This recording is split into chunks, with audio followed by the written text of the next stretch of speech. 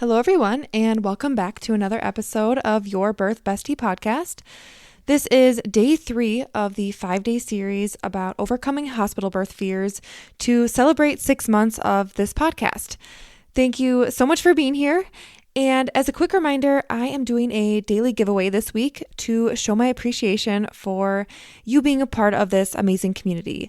So each day, one lucky listener will receive a $50 Amazon gift card for reviewing the show and sharing their favorite episode on Instagram stories, tagging me at BethConnors_CNM and messaging me a screenshot of that review. So with that, let's talk about today's topic, which is overcoming the fear of labor pain.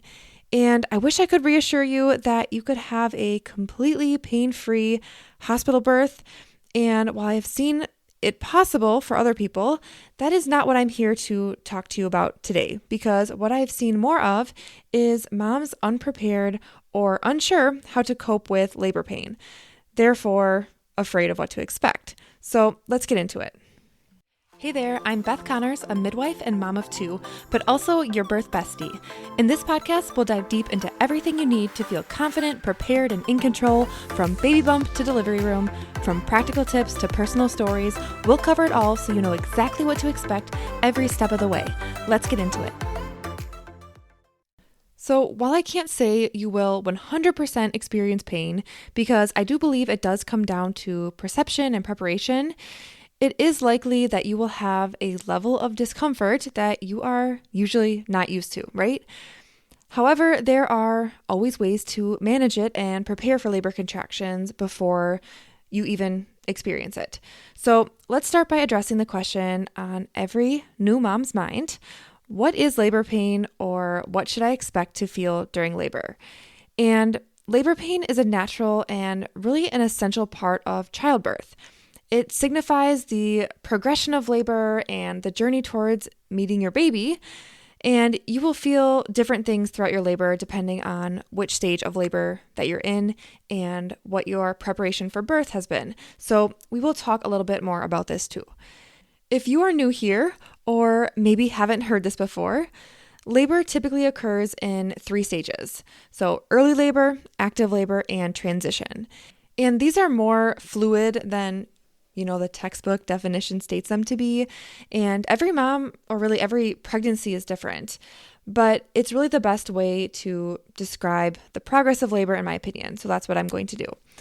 And I wanted to note too that even though I will give you an overview of the amount of dilation or centimeters dilated at each stage, there are other ways to determine what phase you're in based on how you're feeling or what you're doing, what's happening, how strong and close together contractions are, things like that. So you really don't need a cervical exam at all to know what stage of labor that you're in, even though that might be something that you think you will have to have, but it's completely optional, even though some providers will push that more than others. But this is how I'm going to explain it as an example. So in early labor, which is that time from 0 to 6 centimeters dilated, contractions are usually more mild and further apart.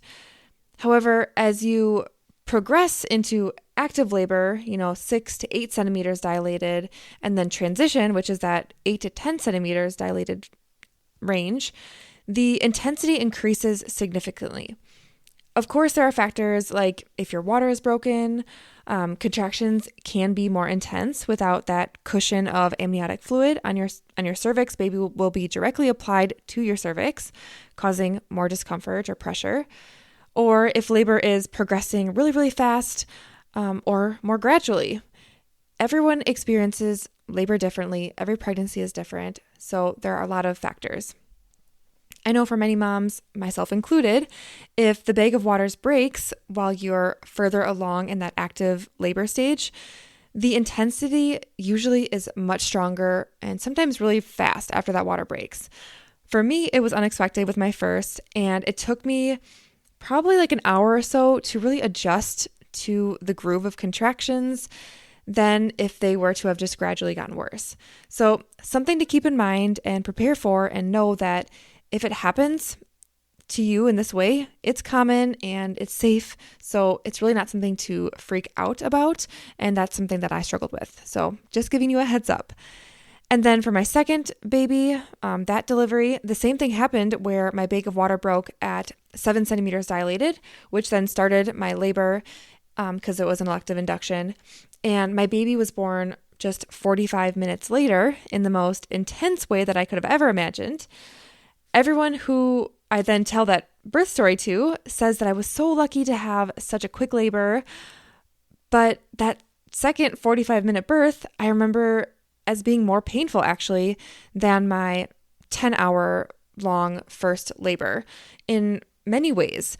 It was just a lot of sensations and feeling out of control in my body, trying to surrender to the pain, but also the fact that it was happening so fast while I was also fighting it. So that was the struggle for a quick labor in my experience. Pushing for 4 hours with my first was, of course, a very difficult experience, but I honestly got used to that pain and that rhythm of the contractions and was able to rest between contractions because they can actually be completely pain-free, those contractions, when you're not having them, those resting periods. I was comfortable, I was resting. So those are my two personal experiences of pain in the active stages of labor. So both very different. But overall, I just want to make sure you understand and hopefully be reassured by the fact that labor pain is not constant, but really evolves as your labor progresses. So this is a good thing due to how long labor can be. It's basically a marathon physically, but also that you have to be ready and prepared to change your coping strategies with the progression of labor. And that really is a learned skill. And the next thing I think is important to understand if you are nervous about labor pain is understanding the physiological aspects of pain in labor and how it serves as a purpose in childbirth. The action behind what is causing labor pain is a result of the uterine muscles working to open the cervix and push your baby down the birth canal. It's literally how our bodies are created to ensure a safe and effective birth process. So the pain or sensations that you are feeling are really a sign that your body is doing its job correctly to bring your baby into the world. And if you can prepare and overcome the fear of pain and do your best to surrender to the experience and ride each wave that is a contraction one at a time, I am sure that your outlook on your birth and the pain that you experience will be different than you maybe anticipated in a positive way. And if you're debating if you want to surrender and have an unmedicated birth experience, or if you are for sure set on wanting an epidural as soon as you're admitted, or if you're somewhere in the middle, I think it's important to know all the options that you have. So let's explore pain relief options. And I know you've heard of the most common pain relief method, which is an epidural, because they are very effective at reducing pain and really eliminating all feeling usually associated with labor contractions. But they do limit movement, and they can cause a decrease in blood pressure that can be dangerous for you and for baby. And they can also lengthen the pushing stage due to you not being able to feel what you're doing and have those coordinated pushing movements, which then also can lead to, more significant tearing and other interventions as well. Another option is using medication through the IV, and this can take the edge off of contractions, but it can also make you feel a little sleepy or dizzy or nauseous, and only the first dose or two is actually effective. So it's really not comparable to an epidural, because an epidural is that long-lasting pain relief that can last even days if you have the infusion running, and IV pain medication is more temporary. And you also don't want to be given these IV medications too close to delivery, because baby could actually have those same effects that you might experience. And we don't want baby to be sleepy. We want baby to be alert and crying when they're born. So that's another method to know about as well.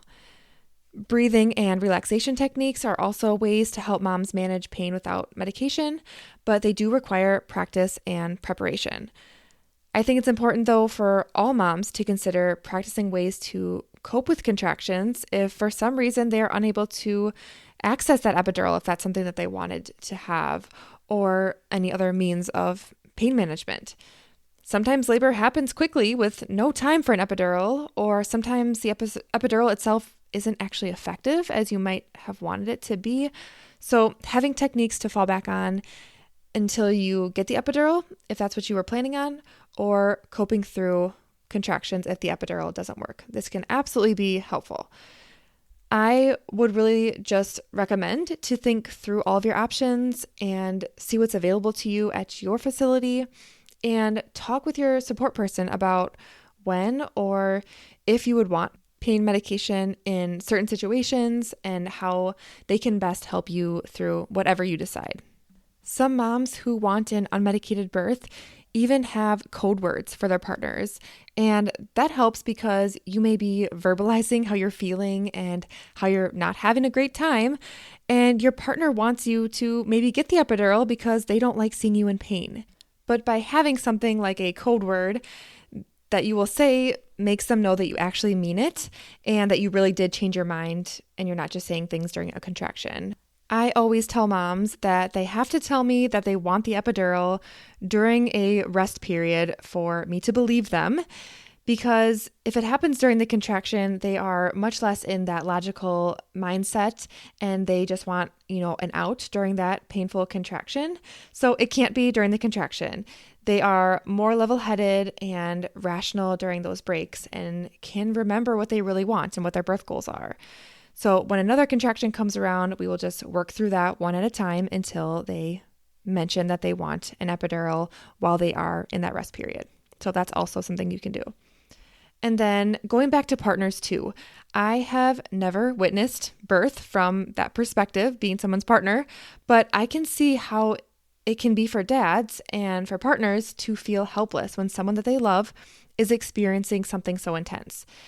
This is why preparation is important for everybody involved, whether that's a code word or something else, but having a plan in place and having ideas on what you would want to try to cope with labor and to be on the same page to reach those goals, I think is so important. And then the last thing I wanted to mention as you're working to overcome the fear of pain during labor is about surrendering to the process and going with the flow, kind of like I mentioned before. But it can be hard to gain that confidence to do this, and I totally get that. What I think, though, is that the confidence comes from education and preparation and really trust in your body's innate ability to give birth. However, you can find the information that you need to feel comfortable with not only the process of birth, but also the choices that you have and creating a birth plan, your birth rights in general, but especially if you're planning a hospital birth, and developing the skills and mindset to not settle for anything less than the birth that you want. All of the above will help you boost your confidence and embrace the journey of pregnancy and birth with a positive mindset. If you don't want to go on your own and find research and become educated, find a childbirth course. Childbirth education classes are really a game changer if you find one that supports all of your values. It is a space to learn and prepare for your individual journey and go through everything ahead of time so that there are no surprises during birth. Moms find them especially helpful in exploring their fears and overcoming them completely to the point of actually being excited to go into labor. And right before I hit record to this episode, one of the moms in my course right now sent me a message and she said, "I can't believe how fast this pregnancy went, but I'm so ready to meet this baby and so excited to give birth this time. I feel so much better prepared and in control. So much credit goes to you on that." And I've been working with her through some of the challenges that giving birth in a hospital brings, like questioning certain things with less than a supportive response from her provider, or really just their overall lack of giving support and offering options. It has been hard to hear this be her experience, but knowing that she has the tools and has prepared to not fear birth because she wants something out of the hospital quote unquote norm, but is actually excited to advocate for the birth of her dreams. So I had to add this in here, and I loved getting this message tonight. So if you're also planning a hospital birth, remember that while labor pain is a part of childbirth, it is also a testament to your strength and the incredible journey that you are part of. Don't hesitate to reach out for guidance and support in managing labor pain or overcoming any uncertainty as you are planning your birth. If you found this episode helpful and want to enter the $50 Amazon card giveaway this week, I would love for you to share your favorite episode of Your Birth Bestie podcast to your Instagram stories and leave me a review wherever you are listening. Thank you so much for listening, and tomorrow I will be back again with another episode of this 5-day series about overcoming hospital birth fears, specifically labor complications or the fear of something going against what you're planning.